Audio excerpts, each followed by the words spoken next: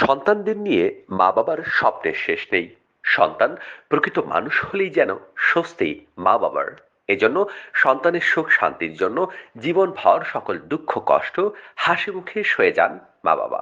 কিন্তু কারো সন্তান যদি অকালে পরপারে পাড়ি জমায়, তবে সে কষ্ট পৃথিবীর অন্য কোনো কষ্টের সাথে তুলনা করা যায় না। কথায় আছে, পৃথিবীর সবচেয়ে বড় বোঝা হচ্ছে পিতার কাঁধে সন্তানের লাশ।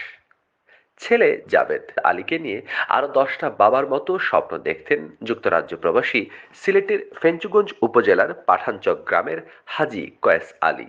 মা বাবার আদরের সন্তান ছিল জাবেদ। পড়ালেখা শেষ করে জাবেদ পরিবারের মুখ উজ্জ্বল করবে, মানুষের মতো মানুষ হবে, এমন স্বপ্ন দেখতেন তার বাবা মা। কিন্তু কয়েস আলীর পরিবারের সেই স্বপ্ন খুব বেশি ডালপালা মেলতে পারেনি।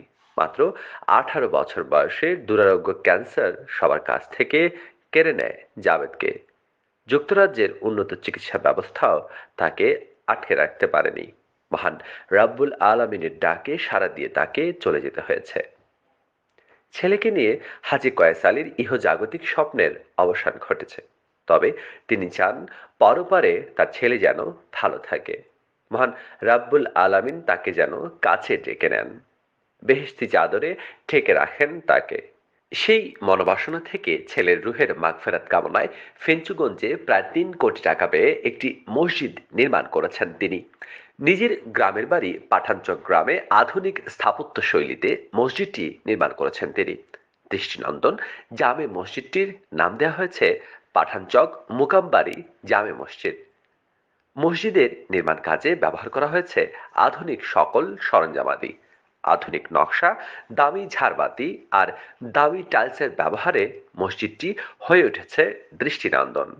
3 ফেব্রুয়ারি বৃহস্পতিবার সিলেট 2 আসনের সংসদ সদস্য হাবিবুর রহমান হাবিব মসজিদটির উদ্বোধন করেছেন। সদকায়ে জারিয়া হিসাবে মসজিদটি অকাল প্রয়াত জাবেদ আলীর মাগফেরাতের উসিলা হবে বলে মনে করেন তার পরিবারের সদস্যরা।